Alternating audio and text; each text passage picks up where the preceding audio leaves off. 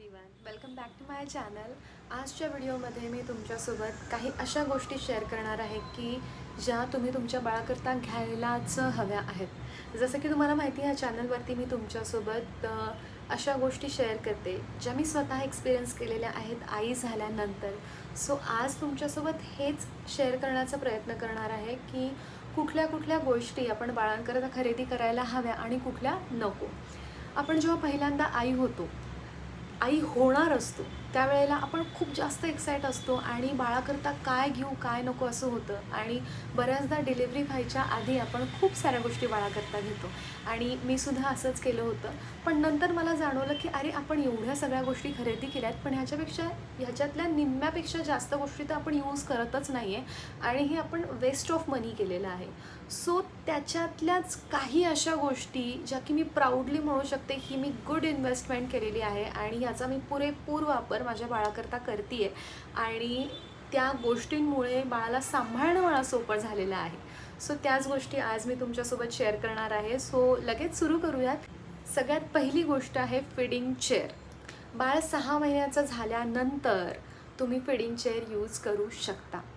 Feeding chair use करण्यामागचं खूप महत्त्वाचं कारण म्हणजे आपल्या आधीच्या पिढीकडे फीडिंग चेअर नावाचा प्रकार नव्हता.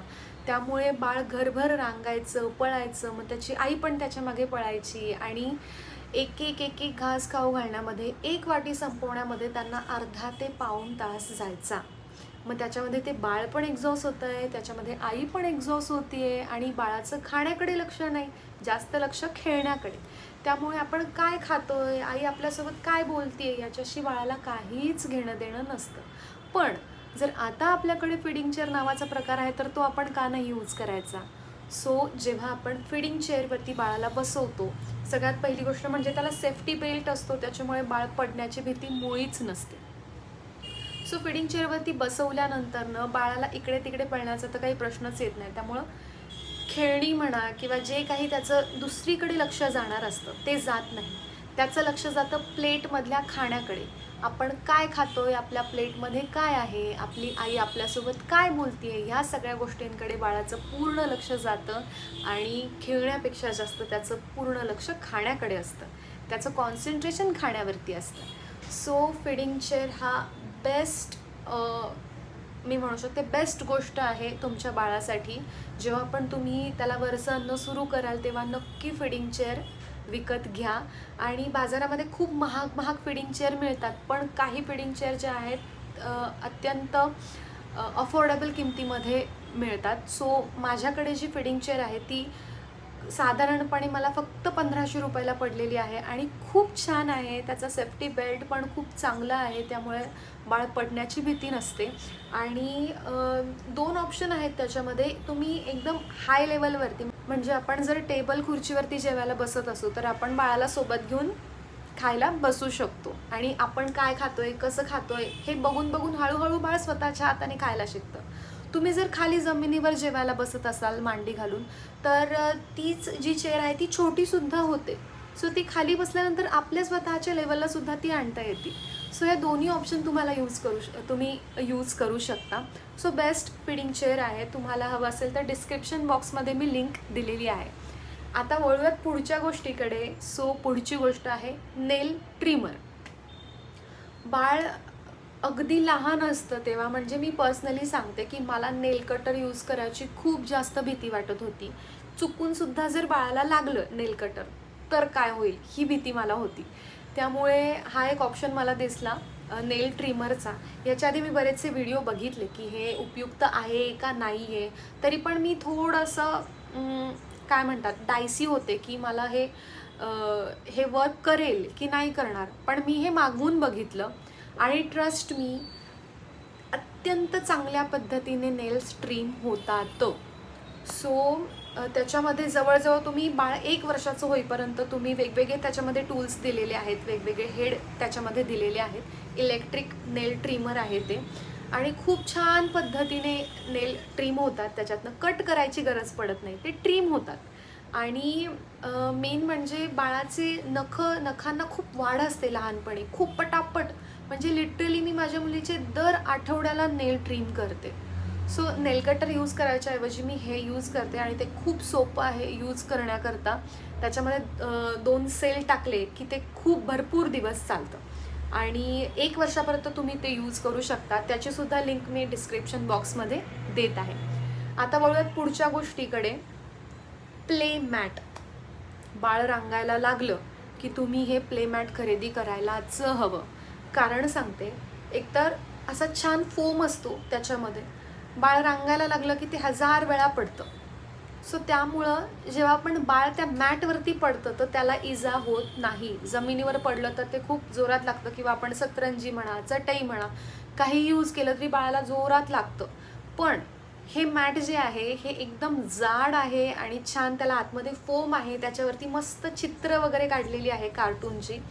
सो ते मी जेव्हा स्पृहा माझी मुलगी रांगायला लागली, पालथं पडायला लागली होती तेव्हाच मी ते मॅट मागवलं होतं आणि तेव्हापासून मी यूज करते.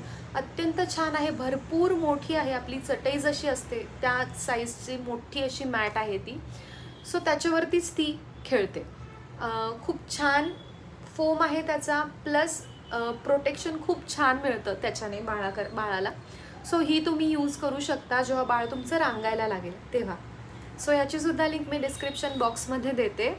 आता वळूयात आपण पुढच्या गोष्टीकडे. नेक्स्ट आहे baby carrier. This is game changer. खरंच सांगते, हे तुम्ही मस्ट बाय करा. हे कुठेही बाहेर जाताना तुम्ही एकटे जरी कुठे जात असाल तरीसुद्धा मस्तपैकी तुम्ही हे बेबी कॅरियरमध्ये बाळाला ठेवून कुठेही नेऊ शकता. दोन्ही हात आपले रिकामे राहतात. बऱ्याचदा असं होतं, घरात कोणीच नसतं, आई एकटी असते आणि बरीचशी कामं पडलेली असतात. त्यावेळेला सुद्धा तुम्ही बाळाला कॅरियरमध्ये ठेवून तुमची कामं करू शकता आणि बाळसुद्धा त्याच्यामध्ये छान एन्जॉय करतं. एक फेज अशी येते बाळाची, आपण त्याला सेपरेशन एन्झायटी असं म्हणतो, की बाळाला आईकडेच थांबायचं असतं. खाली ठेवलं तरी रडणार, बेडवरती ठेवलं तरी रडणार, झोळीत टाकलं तरी रडणार. त्याला आईच्या कडेवरच राहायचं असतं. सो त्यावेळेला तुम्ही हे यूज करू शकता. बाहेर भाजी आणायला चाललेला आहात, मॉलमध्ये फिरायला चाललेला आहात, बाळाला बागेत घेऊन चाललेला आहात, कुठेही तुम्ही हे यूज करू शकता. खूप इझी आहे यूज करण्याकरता. 1-1.5 वर्षाचं, इनफॅक्ट 2 वर्षाचं होईपर्यंतसुद्धा तुम्ही हे कॅरियर बाळाकरता यूज करू शकता. त्याची लिंकसुद्धा मी डिस्क्रिप्शन बॉक्समध्ये देते. आता पुढची गोष्ट आहे डायपर कॅडी नावाचा एक प्रकार येतो. असं पर्स सारखं असतं हे. इथे व्हिडिओ दाखवतेच आहे मी तुम्हाला. सो बाळ झाल्यानंतरनं अनेक गोष्टी असतात ज्या की आपल्याला अगदी हँडी पाहिजे असतात, क्विक पाहिजे असतात. सो त्यावेळेला तुम्ही बेडच्या बाजूला तुमचा छोटासा टेबल असेल त्याच्यावरती तुम्ही हे ठेवू शकता. याच्यामध्ये वेगवेगळे कप्पे असतात.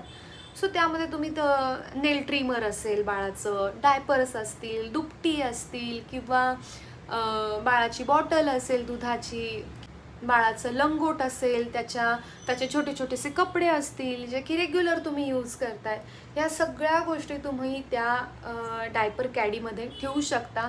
प्लस कुठे बाहेर जायचं असेल क्विक ते उचलून तुम्ही घेऊन जाऊ शकता बाळाला कुठेही. जर तुम्हाला 1 डे आउटिंगला तुम्ही कुठे जात असाल किंवा तुम्ही कोणाच्या घरी जात असाल, बाळाला न्यायचं म्हटलं की तुम्हाला अख्खा संसार सोबत न्यावा लागतो. सो ते जे डायपर कॅडी आहे त्याच्यामध्ये तुम्ही खूप साऱ्या गोष्टी ठेवू शकता. खूप युजफुल आहे. घरात पण यूज होतं, बाहेर कुठे जाताना पण तुम्ही असं ते घेऊन जाऊ शकता. पर्ससारखं असतं, फक्त असं मोठा बॉक्स काइंड ऑफ असतं. त्याच्यात वेगवेगळे कप्पे असतात, कंपार्टमेंट्स असतात. सो तुम्ही सगळ्या गोष्टी छान सेग्रिगेट करून त्याच्यामध्ये ठेवू शकता. आता पुढची गोष्ट आहे बेबी वॉर्डरोब. आधी मला वाटलं होतं की वॉर्डरोबची गरज काय आहे, घरामध्ये एवढे कपाटं आहेत त्याच्यामध्ये कुठलाही एक कप्पा बाळाकरता करता येईल, पण नाही.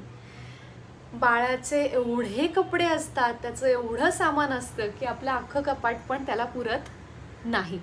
सो मी हे जे कपाट घेतलेलं आहे छोटंसं, हे छान 5 कप्प्यांचं कपाट आहे.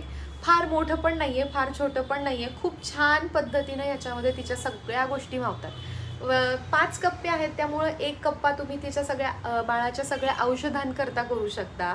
1 कप्प्यामध्ये तुम्ही सगळे त्याचे डायपर्स वगैरे ठेवू शकता किंवा स्वॅडल क्लोथ्स असतील, दुपटी असतील, लंगोट असतील, त्या सगळ्या गोष्टी. त्यानंतर एका कप्प्यामध्ये बाहेर जाण्यासाठीचे जे कपडे असतील ते ठेवू शकता. त्यानंतर अजून वेगवेगळ्या गोष्टी असतात, छोट्या छोट्या छोट्या छोट्या भरपूर गोष्टी असतात. या 5 कप्प्यांमध्ये बऱ्यापैकी छान पद्धतीनं तिचं सामान मावलं होतं. सो हे वॉर्डरोब मी तुम्हाला नक्की सजेस्ट करेल की तुम्ही हे घेऊ शकता. आणि हे जास्त जागा ऑक्युपाय करत नाही, छोटंसं आहे आणि कुठेही तुम्ही ते फिरवू शकता, कुठेही नेऊ शकता. तुम्हाला समजा एका रूममधून तुम्हाला जरी दुसऱ्या रूममध्ये शिफ्ट व्हायचं असेल तर ते डिसेंबल होतं, खूप क्विकली होतं आणि पटकन तुम्ही त्याला असेंबलसुद्धा करू शकता. खूप छान आहे. प्लॅस्टिकचं आहे, पण प्लॅस्टिक पण चांगल्या क्वालिटीचं आहे. सो मी नक्की तुम्हाला रेकमेंड करेल हे वॉर्डरोब. पुढची गोष्ट आहे थर्मॉस.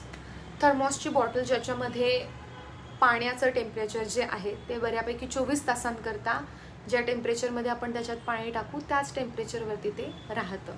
हे मस्ट हॅव आहे, कारण जर तुम्ही बाळाला ब्रेस्ट फिडिंगसोबत तुम्ही फॉर्म्युला मिल्क पण देत असाल तर तुम्हाला कोमट पाणी हे कायम लागतं आणि प्रत्येक वेळी जाऊन गॅसवरती पाणी गरम करणं हे शक्य नसतं, किंवा रात्री अपरात्री बाळ केव्हा पण उठतं, केव्हा पण आपल्याला कोमट पाण्याची गरज पडते दूध बनवण्यासाठी. सो ही जी बॉटल आहे ही मस्ट हॅव आहे. मग तुम्ही कुठल्याही कंपनीचं थर्मॉस घेऊ शकता, मिल्टन आहे किंवा अजून कुठल्या कंपन्या, चांगल्या कंपन्या आहेत बाजारामध्ये. सो कुठलंही थर्मॉस तुम्ही यूज करू शकता. हे खूप अत्यंत गरजेचं आहे. आता पुढची गोष्ट आहे जी कायम एका आईकडे असायलाच हवी, थर्मामीटर ह्याच्याकरता गरजेचं आहे. लहान बाळांना कधीही ताप येतो, वातावरणात थोडासा जरी बदल झाला तरीसुद्धा बाळावरती त्याचा इफेक्ट होतो. मध्यरात्री जर ताप आला, हात लावून आपल्याला कळतं की टेम्परेचर आहे, पण टेम्परेचर किती आहे, 100च्या पुढं आहे का, 100च्या खाली आहे का, नॉर्मल आहे का, तरी गरम लागतंय, हे सगळं चेक करण्याकरता आपल्याला थर्मामीटर हे खूप जास्त गरजेचं आहे.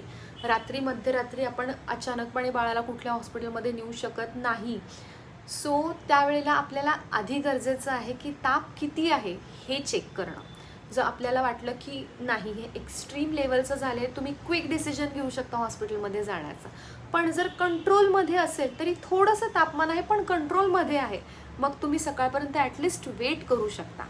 सो त्याकरता थर्मामीटर हे खूप गरजेचं आहे. सो ह्या काही गोष्टी होत्या ज्या की मला पर्सनली असं वाटतं की ह्या खूप गरजेच्या आहेत आणि एका प्रत्येक आईकडे बाळाला सांभाळण्याकरता ह्या गोष्टी जर असतील तर बाळाला सांभाळणं अजून सोपं होतं. सो या व्यतिरिक्त पण अजून काही गोष्टी तुम्ही सजेस्ट करू इच्छिता असाल तर तुम्ही कमेंट बॉक्समध्ये नक्की लिहू शकता. आणि हा व्हिडिओ तुम्हाला युजफुल वाटला की नाही हे सुद्धा मला नक्की कमेंटमध्ये सांगा. आता भेटूयात आपण नेक्स्ट व्हिडिओमध्ये. तोपर्यंत बाय.